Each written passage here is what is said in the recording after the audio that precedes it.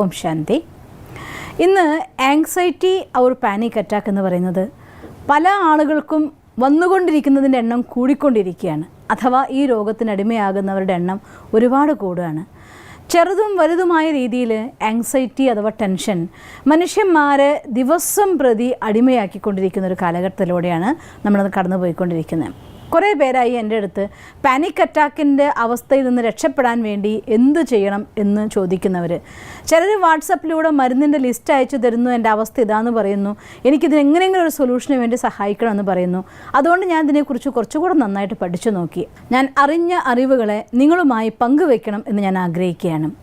ഒന്നാമത്തെ കാര്യം, ഈ പാനിക് അറ്റാക്ക് അഥവാ ആങ്സൈറ്റി, ആകാംക്ഷ അതിൻ്റെ മുൾമുനയിൽ നിർത്തുന്ന സമയത്ത് നമ്മുടെ ശരീരം നമ്മളോട് പ്രതികരിക്കാൻ തുടങ്ങും. അത് ചിലപ്പോൾ നെഞ്ചുവേദനയായിട്ട്, വിയർക്കലായിട്ട്, വിറയലായിട്ട്, തലകറങ്ങലായിട്ട്, ഛർദിയായിട്ട്, പല രീതികളതായിരിക്കുന്ന എനിക്ക് എന്തോ മാരക രോഗമാണെന്നതായിട്ടുള്ള ഭയത്തിൻ്റെ രൂപത്തിൽ, ഏതെങ്കിലുമൊക്കെ രീതിയിൽ, ചിലർ ക്യാൻസറിൻ്റെ ഭയത്തിൽ, ചിലർ എനിക്ക് എന്താണോ അസുഖം എന്നറിയില്ല, അസുഖമാണെന്ന വിചാരത്തിൽ, എനിക്ക് തലയിൽ എന്തോ അസുഖമാണെന്ന് വിചാരിക്കുന്നവർ, ഇങ്ങനെ പല രീതിയിലുള്ളതായിരിക്കുന്ന അവസ്ഥയിൽ പോകുന്നു. ചിലർക്ക് നെഞ്ചുവേദന അനുഭവപ്പെടും, ഞാൻ മരിക്കുമോ എന്നുള്ളതായിട്ടുള്ള ഭയം അനുഭവപ്പെടുന്നു. ഇങ്ങനെ പല രീതികളിൽ ഇതിൻ്റെ വേദന അനുഭവിക്കുന്നവർ ഒരുപാട് ആളുകളുണ്ട്. പലരും അതുകൊണ്ട് തൻ്റെ ജീവിതം തന്നെ നഷ്ടപ്പെട്ട അവസ്ഥയിൽ പോകുന്നുണ്ട്. ഒരു പ്രതിവിധിയായിട്ട് നമ്മൾ ഡോക്ടേഴ്സിൻ്റെ അടുത്ത് പോകുന്നു. ഡോക്ടർമാർ നമുക്ക് മരുന്ന് തരുന്നു. മരുന്ന് കഴിച്ചുകൊണ്ട് ആ വേദനകളിൽ നിന്നും അസ്വസ്ഥതകളിൽ നിന്നും ശാരീരികമായിരിക്കുന്ന പ്രയാസങ്ങളിൽ നിന്നും രക്ഷപ്പെടാൻ വേണ്ടി ശ്രമിക്കുന്നു. കുറച്ചൊക്കെ സമയത്തേക്ക് നമുക്ക് റിലാക്സേഷൻ കിട്ടും. വീണ്ടും അത് അതിൻ്റെ ഇരട്ടിയായിട്ട് നമ്മുടെ അടുത്തേക്ക് തിരിച്ചു വരുന്നുണ്ട്. എന്താണ് ഇതിൻ്റെ കാരണം? എന്തുകൊണ്ട് നമുക്ക് മെഡിസിൻ കൊണ്ട് മാത്രം അതിനെ അതിജീവിക്കാനായിട്ട് സാധിക്കുന്നില്ല? ഒരു മരം മുറിക്കണം എന്നുണ്ടെങ്കിൽ അതിൻ്റെ കൊമ്പ് മുറിച്ചിട്ട് നമുക്ക് ആ മരം മുറിക്കാൻ സാധ്യമല്ല. മരം മുറിക്കണമെങ്കിൽ അതിൻ്റെ വേരോടെ പിഴുത് കളഞ്ഞാൽ മാത്രമാണ് ഒരു മരത്തിൻ്റെ പൂർണ്ണമായിട്ടും അവശിഷ്ടങ്ങൾ ഇല്ലാതാക്കാൻ സാധിക്കൂ, അഥവാ ഒരു മരത്തിനെ പൂർണ്ണമായിട്ടും നശിപ്പിക്കാൻ സാധിക്കുള്ളൂ. അതുപോലെ തന്നെ ഇതിൻ്റെ വേര് കണ്ടെത്തി മുറിച്ചാൽ മാത്രമാണ് ഇതിനെ ഒഴിവാക്കാനായിട്ട് സാധിക്കുള്ളൂ. ശരിക്ക് ഈ പാനിക് അറ്റാക്കിൻ്റെ അവസ്ഥ വരുമ്പോൾ നമ്മളൊന്ന് ശാന്തമായി ചിന്തിച്ചു നോക്കിയാൽ നമ്മുടെ മനസ്സിലേക്ക് ഒരു ചിന്ത വരികയാണ് ചെയ്യുന്നത്. ആ ചിന്ത അതിൻ്റെ ഫ്രീക്വൻസി കൂട്ടി ആവർത്തനം കൂടി വന്ന് അത് റിയാലിറ്റിയാണ് എന്ന് വിചാരിക്കാൻ തുടങ്ങുന്നു. വാസ്തവികതയുമായിട്ട് യാതൊരു ബന്ധവും അതിനില്ലെങ്കിൽ പോലും അതാണ് ശരി എന്ന ബോധ്യം ഉണ്ടാക്കുകയും അതിൽ നിന്നുണ്ടാകുന്ന ഭയം, ആ ഭയം നമ്മളെ പേടിപ്പെടുത്തിക്കൊണ്ടിരിക്കുകയും ചെയ്യുന്നൊരവസ്ഥ. ആ അവസ്ഥയിൽ നമുക്ക് ശരീരം പ്രതികരിക്കാൻ തുടങ്ങും. നമ്മുടെ ഉള്ളിൽ ഉള്ളതായിരിക്കും വലിയൊരു അവസ്ഥ വന്നിരിക്കുന്നു, അഥവാ അതിശക്തമായിരിക്കുന്ന ഒരു നെഗറ്റീവ് ഫീലിംഗ് നമ്മളുള്ള ആക്റ്റീവ് ആയിരിക്കുന്നു. അതിനെ മാനേജ് ചെയ്യാൻ അഥവാ ഹാൻഡിൽ ചെയ്യാനുള്ള കപ്പാസിറ്റി ഇല്ലാത്ത അവസ്ഥയിലേക്ക്, അഥവാ അതിനെ നിങ്ങളിപ്പോൾ ഹാൻഡിൽ ചെയ്തിട്ടില്ല എങ്കിൽ അത് നിങ്ങൾക്ക് വലിയ പ്രശ്നങ്ങൾ ഉണ്ടാക്കും എന്ന് പറയാൻ വേണ്ടി നമ്മുടെ ശരീരം നമുക്ക് സിംറ്റംസ് ആയിട്ട് വരുത്താൻ തുടങ്ങും. അനാവശ്യമായിട്ട് പെട്ടെന്ന് വിയർക്കുക, പിന്നെ തലവേദനിക്കുക, ശ്വാസം കിട്ടാതിരിക്കുന്ന അവസ്ഥ വരിക, ചിലക്ക് നെഞ്ചുവേദന വരിക, മസിൽ പെയിൻ വരിക, ചെസ്റ്റൊക്കെ വേദന കൊണ്ട് സഹിക്കാൻ പറ്റാത്തൊരവസ്ഥ വരിക. ഇങ്ങനെയുള്ളതായിട്ടുള്ള പല രീതിയിലുള്ളതായിരിക്കുന്ന ശാരീരികമായ അവസ്ഥയിലൂടെ നമ്മുടെ ശരീരം നമ്മളോട് പ്രതികരിക്കാനായിട്ട് തുടങ്ങുന്നു. അഥവാ നമുക്ക് സിംറ്റംസ് ഇങ്ങനെയൊക്കെ നിങ്ങളുടെ ഉള്ളിൽ നടക്കുന്നുണ്ട് അവസ്ഥ എന്ന് നമ്മളോട് പറയാൻ വേണ്ടിക്കൊണ്ട് ശരീരത്തിന് നമ്മളോട് കമ്മ്യൂണിക്കേറ്റ് ചെയ്യാനുള്ളതായിരിക്കുന്ന വിധി എന്ന് പറയുന്നത് രോഗലക്ഷണങ്ങളാക്കിക്കൊണ്ട് കാണിച്ചു തരിക എന്നുള്ളതാണ്. അപ്പോൾ ആ രോഗലക്ഷണങ്ങൾ കാണുമ്പോൾ ഇത്തരത്തിലുള്ളതായിരിക്കുന്ന മാനസികാവസ്ഥ കുറേയും കൂടെ ഭയപ്പെട്ടു പോവുകയും എന്തോ ഒന്ന് കാര്യമായിട്ട് എനിക്കുണ്ട് എന്നതായിട്ടുള്ള ഉറച്ച വിശ്വാസത്തിലെത്തുകയും അത് കുറേയും കൂടി ഒരു മാരകമായിരിക്കുന്ന രോഗത്തിൻ്റെ പ്രതീതി അവരുടെ ഉള്ളിൽ ഉളവാക്കുകയും അത് വീണ്ടും അവരെ ഭയപ്പെടുത്തുകയും ഈ അവസ്ഥ കൂടി ചില ആളുകൾക്ക് മരിച്ചാൽ മതി എന്നുള്ള വിചാരത്തിലേക്ക് വരെ അതുകൊണ്ട് എത്തിക്കുന്നുണ്ട്. ഇതാണ് ശരിക്കും പാനിക് അറ്റാക്കിൻ്റെ സ്റ്റേജ് എന്ന് പറയുന്നത്. പക്ഷേ നിങ്ങളൊന്ന് തിരിച്ച് ചിന്തിച്ചു നോക്കി എവിടെ നിന്നാണ് തുടങ്ങിയതെന്ന്. നമ്മുടെ മനസ്സിലുണ്ടായതായിട്ടുള്ള ഒരു ചിന്ത, ആ ചിന്തയ്ക്ക് പ്രോപ്പറായ രീതിയിലുള്ള ഹാൻഡ്ലിങ് നമുക്ക് കൊടുക്കാൻ പറ്റാത്തത് കൊണ്ട് അത് ഊർജ്ജം ആവാഹിച്ച് ഉണ്ടാക്കിയെടുത്ത ഒരു പേപ്പർ പുലിയാണ് നമ്മുടെ മുന്നിൽ നിൽക്കുന്ന പുലി. പക്ഷെ നമ്മുടെ വിചാരം അത് കാണുമ്പോൾ പുലിയാണ്, അതുകൊണ്ട് പുലിയാണെന്നുള്ള ഭയത്തോടു കൂടി നമ്മൾ അതിനെ സമീപിക്കുന്നു. അത് നമ്മളെ പേടിപ്പിച്ച് ബോധം കെടുത്തി വീഴ്ത്തുന്നു. ഇതാണ് ആക്ച്വലി പാനിക് അറ്റാക്ക് എന്ന് പറയുന്ന അവസ്ഥയിൽ നമുക്ക് സംഭവിക്കുന്നത്. പതുക്കെ മരുന്നുകളും നമ്മുടെ മനസ്സിൻ്റെ അതിശക്തമായിരിക്കുന്ന സങ്കല്പങ്ങളും കൊണ്ട് ആ രോഗങ്ങൾ തന്നെ നമ്മുടെ ഉള്ളിൽ ഉണ്ടാവാനും ചിലർക്ക് മരണം വരെ സംഭവിക്കുന്ന അവസ്ഥകളും സംജാതാവുന്നുണ്ട്. അപ്പം അതുകൊണ്ട് ഇതെല്ലാം വളരെയധികം ഇന്നത്തെ ഓരോ ദിവസം കഴിയുന്തോറും ഫീലിംഗ് ഓഫ് ഇൻസെക്യൂരിറ്റി ഇൻസെക്യൂരിറ്റി. എന്തുകൊണ്ടാണ് ഇത് ഡെവലപ്പ് ചെയ്യപ്പെട്ടത് എന്ന് നോക്കിക്കഴിഞ്ഞാൽ നമ്മുടെ മനസ്സിലുണ്ടായതായിട്ടുള്ള ആ സങ്കല്പത്തിലെ അരക്ഷിതത്വ ബോധം അഥവാ ഭയം ഉണ്ടാക്കി വെച്ചതായിരിക്കുന്ന പ്രതികരണമാണ് നമ്മൾ ഈ കാണുന്നത് മുഴുവൻ.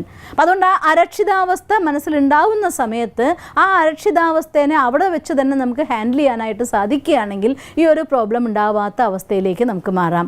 പക്ഷേ ഈ പാനിക് അറ്റാക്കിൻ്റെ അവസ്ഥയിലെത്തിയ ഒരാൾ, ആങ്സൈറ്റി അതിൻ്റെ മാക്സിമത്തിൽ നിൽക്കുന്ന ഒരാളെ സംബന്ധിച്ചിടത്തോളം ഉടനെ തന്നെ അതില്ലാതാക്കൂ, നിങ്ങൾ ചിന്തിക്കൂ എന്ന് പറഞ്ഞാൽ അവരെ കൊണ്ട് സാധ്യമല്ല. ഒരു രോഗം വരും മുന്നേ നമുക്ക് ആ രോഗം വരാതിരിക്കാൻ വേണ്ടി ശ്രമിക്കാം. പക്ഷേ രോഗം വന്നു കഴിഞ്ഞാൽ മരുന്ന് കഴിച്ചിട്ട് അതിനെ സുഖപ്പെടുത്തേണ്ടതായിട്ട് വരും. അതുപോലെ തന്നെ ഈ ആങ്സൈറ്റി അഥവാ പാനിക് അറ്റാക്ക് എന്ന് പറയുന്നതും അത് നമ്മളെ ബാധിച്ചു കഴിഞ്ഞൊരവസ്ഥയിൽ അവരുടെ അടുത്ത് ഒന്നുമില്ല, മിണ്ടാതിരിക്കുന്നു പറഞ്ഞുകൊണ്ട് ഇല്ല എന്ന് വിചാരിക്കൂ എന്ന് പറഞ്ഞതുകൊണ്ട് അവർക്ക് ചെയ്യാൻ സാധ്യമല്ല. അതിനാദ്യത്തിൽ നിങ്ങൾക്ക് ചെയ്യേണ്ടതായിട്ടുള്ള കുറച്ച് സ്റ്റെപ്സ് എന്തൊക്കെയാണ്, എങ്ങനെയാണ് ഈ ഒരു അവസ്ഥയിൽ നിന്ന് പുറത്ത് കടക്കേണ്ടത്, അതാണ് നിങ്ങൾക്കിന്ന് പറഞ്ഞുതരാൻ പോകുന്നത്. പലതവണ ടെൻഷൻ കുറയ്ക്കാൻ വേണ്ടിയുള്ള മെത്തേഡ്സ് ഞാൻ നിങ്ങൾക്ക് പറഞ്ഞു തന്നിട്ടുണ്ടായിരുന്നു. ദീർഘനിശ്വാസം, നന്നായിട്ട് ശ്വാസം വലിക്കുക. കഴിയുമെങ്കിൽ പതുക്കെ കൈകളെ ഇങ്ങനെ ഉയർത്തിക്കൊണ്ട് മേലേക്ക് ഇങ്ങനെ ഉയർത്തി ശ്വാസം വലിച്ച് കൈകളെ മേലെയാക്കുക.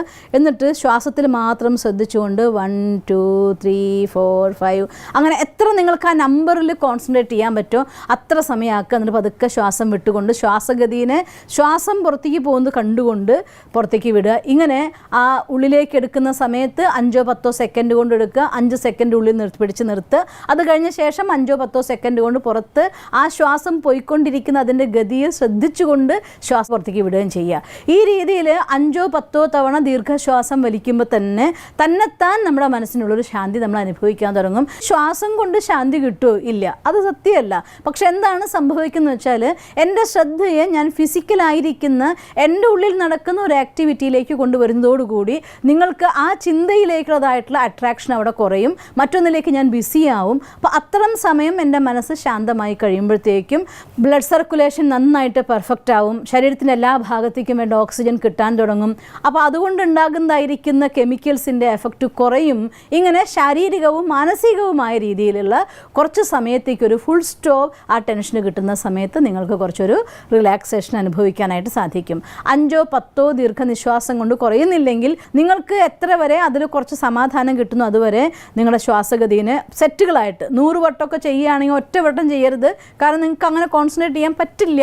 ആ അവസ്ഥ അങ്ങനെയായിരിക്കും. അതുകൊണ്ട് ആദ്യത്തെ 10 തവണ ദീർഘശ്വാസം വലിച്ചു വിട്ടു, അത് കഴിഞ്ഞ ശേഷം പിന്നെ ഒരു 10 തവണയും കൂടി അങ്ങനെ സെറ്റായിട്ട് 3 4 5 6 തവണ ചെയ്ത് കഴിയുമ്പോഴത്തേക്കും മനസ്സ് കുറച്ച് കാമാവും. നിങ്ങളുടെ ആ ഭയപ്പെടുത്തുന്ന അവസ്ഥയിൽ നിന്ന് ഒരു പരിധി വരെ നമുക്ക് മാറിക്കാനായിട്ട് സാധിക്കും. രണ്ടാമത്തെ, പലപ്പോഴും ഈ ഒരു കാര്യം ചെയ്യുമ്പോൾ ഞാൻ കാണാറുണ്ട്, ടെൻഷൻ കൂടിയതായിട്ടുള്ള ബ്രദേഴ്സ് പലപ്പോഴും പുരുഷന്മാർ, ഈ കാലഘട്ടത്തിൽ സ്ത്രീകളെയും കാണാറുണ്ട്, സിഗരറ്റ് വലിച്ചുകൊണ്ട് അവരവരുടെ ടെൻഷനെ കത്തിച്ച് കളയാൻ നോക്കുകയാണെന്നൊക്കെ പറയുന്നത്. വാസ്തവത്തിൽ സിഗരറ്റ് വലിച്ച് ആ വിടുന്ന സമയത്ത് അവർക്ക് ശ്വാസം ആ പ്രക്രിയ എന്താ സംഭവിക്കുന്നറിയോ? സിഗരറ്റിൻ്റെ പുകയിലൊന്നും ഉണ്ടാവുമല്ല. സിഗരറ്റ് വലിക്കുമ്പോൾ നന്നായിട്ട് വലിച്ചെടുക്കും, വായിൽ നമ്മൾ പിടിച്ച് നിർത്തും, എന്നിട്ട് വായിലൂടെ പുറത്തേക്ക് അത് നമ്മൾ വിടുന്നു. അപ്പോൾ എന്ത് സംഭവിക്കുന്നു വെച്ചാൽ നിങ്ങൾ ശ്വാസഗതിയിലാണ് ശ്രദ്ധിക്കുന്നത്, അല്ലാതെ പുകയിലല്ല ശ്രദ്ധിക്കുന്നത്. നമ്മൾ മറിച്ച് നേരെ നെഗറ്റീവായിരിക്കുന്ന ഒരു സാധനത്തെ കൂടെ ഉള്ളിൽ കൊണ്ടുവന്നുകൊണ്ട് വേറെ സദാകാല ദുഃഖം തരുന്ന ഒരു കാരണത്തെ ഉണ്ടാക്കി വെക്കുകയാണ് ചെയ്യുന്നത്. മറിച്ച് നിങ്ങൾക്ക് വേണമെങ്കിൽ അതല്ലാതെയും ചെയ്യാം. ശ്വാസം നന്നായിട്ട് ഉള്ളിലേക്ക് വലിക്കാം. ഉള്ളിലേക്ക് വലിച്ച് നിറച്ച ശേഷം വായിലെടുത്തിട്ട് വായിലൂടെ വേണമെങ്കിൽ ശ്വാസം പുറത്തേക്ക് വിട്ടോളൂ. അങ്ങനെ ഞാൻ കണ്ടിട്ടുണ്ട് പല ആളുകളും ടെൻഷൻ വരുന്ന സമയത്ത് നന്നായിട്ട് വായുവിട്ട് ഇങ്ങനെ വലിച്ചിട്ട് എന്ന് പറഞ്ഞിട്ട് ഊതുന്നത് ഞാൻ കണ്ടിട്ടുണ്ട്. പലപ്പോഴും ഇങ്ങനെ എന്നൊക്കെ നിങ്ങളും കണ്ടിട്ടുണ്ടായിരിക്കും. ആ ടെൻഷൻ കുറയ്ക്കാൻ വേണ്ടിയിട്ട് അതൊരു നല്ല പ്രക്രിയയാണ്. നിങ്ങൾക്ക് അത് മൂക്കിലൂടെ തന്നെ പുറത്തുവിടാൻ പറ്റുന്നില്ലെങ്കിൽ നന്നായിട്ട് മൂക്കിലൂടെ നിറയ്ക്കുക, വായിലൂടെ ഊതിക്കളയുക, ഇങ്ങനെ എന്തെങ്കിലുമൊക്കെ കൊച്ചു ആക്ടിവിറ്റീസിലേക്ക്. പക്ഷെ ഒറ്റ കാര്യം മാത്രം, അത് ചെയ്യുമ്പോൾ ആ വായു എടുക്കുന്നതും പുറത്തേക്ക് വിടുന്നതിലേക്ക് നമ്മുടെ ശ്രദ്ധയാണെങ്കിൽ സ്വാഭാവികമായിട്ടും നിങ്ങളുടെ ശ്രദ്ധ ആ കാര്യത്തിൽ നിന്ന് മാറി വരും. അത് മാറി വരുമ്പോൾ നമുക്കൊരു കംഫർട്ട് അനുഭവമാവുകയും ചെയ്യും. ഇത് ഫസ്റ്റ് സ്റ്റെപ്പായിട്ട് ചെയ്യേണ്ടത്. കഴിയുമെങ്കിൽ സെക്കൻഡ് സ്റ്റെപ്പിൽ ചെയ്യേണ്ടത് ആ ഉണ്ടായ ഒരു സിറ്റുവേഷനിൽ നിന്ന് ഒരു കുറച്ച് നേരത്തേക്കൊന്ന് മാറി നിൽക്കാൻ നിങ്ങൾക്ക് സാധിക്കുമെങ്കിൽ ആ മാറി നിന്ന് വേറെ കാര്യങ്ങളൊക്കെ മുഴുകി ഇങ്ങോട്ട് വരുമ്പോഴത്തേക്കും ഒരു ചെറിയ പെർസെൻറ്റേജ്, ഇതൊന്നും വലിയ ശതമാനത്തിൽ മാറ്റം ഉണ്ടാക്കാൻ പറ്റുന്നല്ല കേട്ടോ ഞാൻ പറയുന്നത്, ചെറിയൊരു ശതമാനത്തിൽ മാറ്റം ഉണ്ടാക്കാൻ നമുക്ക് ഇതുകൊണ്ടൊക്കെ സാധിക്കും. പിന്നെ അവസാനമായിട്ട് ചെയ്യേണ്ടതായിരിക്കുന്ന മോസ്റ്റ് ഇമ്പോർട്ടൻ്റ് ആയിരിക്കുന്ന പ്രൊസീജിയർ, ഇതൊക്കെ ഞാനിപ്പോൾ എനിക്ക് എൻ്റെ ടെൻഷൻ കൊണ്ട് എൻ്റെ മനസ്സിനെ കൺട്രോൾ ചെയ്യാൻ പറ്റുന്നില്ല, എനിക്ക് രോഗമുണ്ടെന്ന് വല്ലാണ്ട് വരുന്നു, എനിക്ക് പേടി എൻ്റെ ഉള്ളിൽ കത്തി വരികയാണ്, എന്താ ചെയ്യണമെന്ന് അറിയുന്നില്ല, അങ്ങനെ ഉണ്ടാവുന്ന സ്റ്റേജസിൽ പെട്ടെന്നൊരു പോസ് ചെയ്യാൻ വേണ്ടിയുള്ളതായിരിക്കുന്ന ഒരു കാര്യങ്ങളാണ് ഈ 2 കാര്യവും ഞാൻ നിങ്ങൾക്ക് പറഞ്ഞു തന്നത്. പക്ഷേ ഇതൊരു പെർമനൻറ്റ് സൊല്യൂഷൻ അല്ല. പെർമനൻ്റ് ആയിരിക്കുന്ന സൊല്യൂഷൻ എന്താണോ അതിൻ്റെ റൂട്ട്, അതിനെ എടുത്ത് മാറ്റുമ്പോഴേ പെർമനൻ്റ് ആയിരിക്കുന്ന സൊല്യൂഷൻ ആവുള്ളൂ. വീണ്ടും ഞാൻ വരികയാണ് തുടക്കത്തിൽ നമ്മൾ പറഞ്ഞ കാര്യത്തിലേക്ക്. എന്താണ്, എവിടെ നിന്നാണ് ഇത് ആരംഭിക്കുന്നത്? എല്ലാവർക്കും ഒരേ കാര്യത്തിനായിക്കൊള്ളുന്നില്ല. ഒരാൾക്ക് ഹെൽത്ത് വൈസ് ആയിരിക്കാം, ഒരാൾക്ക് വെൽത്ത് വൈസ് ആയിരിക്കാം, ഒരാൾക്ക് റിലേഷൻ വൈസ് ആയിരിക്കാം. എൻ്റെ ബന്ധങ്ങളിൽ എന്തെങ്കിലും പ്രശ്നങ്ങൾ ഉണ്ടാകുമ്പോൾ ഇനി അതെന്നെ വിട്ടു പോകുകയാവോ, അവരെന്നെ ഉപേക്ഷിക്കുകയാവോ, എനിക്ക് അങ്ങനെ സംഭവിക്കാവോ എന്നുള്ളതായിട്ടുള്ള ഭയം കൊണ്ട് സംഭവിച്ചേക്കാം. ചിലപ്പോൾ എൻ്റെ ബിസിനസ് തകർന്നേക്കാം, അല്ലെങ്കിൽ പ്രശ്നം ഉണ്ടായേക്കാം. ഇങ്ങനെ തൻ്റെ ജോലിപരമായിട്ടുള്ള കാര്യങ്ങളിലായിരിക്കാം. പല കാരണങ്ങളിൽ ഏതെങ്കിലും ഒരു ചിന്ത നമ്മുടെ ഉള്ളിൽ അരക്ഷിതാവസ്ഥ ഉണ്ടാക്കുന്ന, ഭയമുണ്ടാക്കുന്ന ഒരു ചിന്ത ശക്തമായിട്ടുള്ളിൽ നിന്ന് ജനിച്ചു വരുമ്പോൾ ആ ചിന്തയാണ് സ്വാഭാവികമായിക്കൊണ്ട് നമ്മുടെ ഉള്ളിൽ ഇത്തരം പ്രക്രിയകളൊക്കെ ഉണ്ടാക്കുന്നത്. അപ്പം അതുകൊണ്ട് ഓരോരുത്തർക്കും ആ ചിന്ത വ്യത്യസ്തമായിരിക്കും. അത് കണ്ടെത്താനായിട്ട് ഏതെങ്കിലും നേരത്തെ പറഞ്ഞതായിട്ട് ഒരു ടെക്നിക്ക് ഉപയോഗിച്ച് മനസ്സിനെ ശാന്തമാക്കിയ ശേഷം നമുക്ക് ആ ടെക്നിക്കിലേക്ക് വന്നേ പറ്റൂ. അതിന് കുറച്ച് ശാന്തമായിട്ടൊരു സ്ഥലത്തിരിക്കുക. അഥവാ നിങ്ങളെ സപ്പോർട്ട് ചെയ്യുന്ന, ഇത് ചെയ്യാനായിട്ട് ആഗ്രഹിക്കുന്ന ആരെങ്കിലും നിങ്ങളുടെ സപ്പോർട്ട് ഉണ്ടെങ്കിൽ അവരുടെ അടുത്തിരുന്നാലും കുഴപ്പമില്ല. എന്നിട്ട് നിങ്ങൾ ചെയ്യേണ്ട കാര്യം സ്വയം നിങ്ങളുടെ ഉള്ളിലേക്ക് നിങ്ങൾ യാത്ര ചെയ്യണം. എന്നിട്ട് ആ സങ്കല്പം, ഇപ്പോൾ എനിക്ക് ഈ തോട്ട് എവിടെയാണ് ഉണ്ടാകുന്നത്, എന്തിൽ നിന്നാണ് ആ തോട്ട് ഉണ്ടാകുന്നത്, കുറച്ച് നിങ്ങൾ പിന്നോട്ട് പോകുമ്പോൾ, ഞാൻ അങ്ങനെ പ്രാക്ടീസ് ചെയ്യിക്കുന്ന സമയത്ത് കണ്ടിട്ടുള്ളത്, ചില ആളുകൾക്ക് അവരുടെ ആ ഒരു കാര്യത്തിലേക്ക് അങ്ങ് അടുക്കും തോറും ഞാൻ ആ പോയിന്റിലേക്ക് എത്തുകയാണ് എന്ന് കാണുമ്പോഴത്തേക്കും മനസ്സ് വല്ലാണ്ട് വറിയാവാൻ തുടങ്ങും, വിയർക്കാൻ തുടങ്ങും, പേടി വരുന്ന പോലെ തോന്നും, എനിക്ക് ആകെ പേടിയാവണം, ഞാൻ ചെയ്യുന്നില്ല എന്നൊക്കെ പറയും. ഇതൊന്നും നിങ്ങളെ വിട്ടുകൊടുക്കരുത്. അവിടെ പിന്നെയും പോയിട്ട് ആ റൂട്ട് എന്തെന്നുള്ള കാര്യം നമുക്ക് അതൊന്ന് കണ്ടെത്തണം. ആ റൂട്ട് എന്തെന്ന്, അതുകൊണ്ട് ഞാൻ നിങ്ങൾക്ക് അടുത്തൊരു സപ്പോർട്ടുള്ള ഒരാൾ, ഈ കാര്യം നിങ്ങളെ അറിയുന്ന ഒരാൾ, നിങ്ങൾ നന്നായിട്ട് മനസ്സിലാക്കുന്ന ഒരാൾ നിങ്ങളുടെ കൂടെ നിന്ന് ചെയ്യാൻ സഹായിക്കുമെങ്കിൽ ബെസ്റ്റ് എന്ന് പറയാൻ കാരണം, നമുക്ക് ഒറ്റയ്ക്ക് അത് കണ്ടെത്താൻ പറ്റില്ലെങ്കിൽ ചിന്തിച്ച് ഇതായിരിക്കോ ഡിസ്കസ് ചെയ്ത് നിങ്ങൾക്കതിൻ്റെ ആ ഒരു റൂട്ടിലേക്ക് ചെന്നെത്താനായിട്ട് സാധിക്കുന്നതാണ്.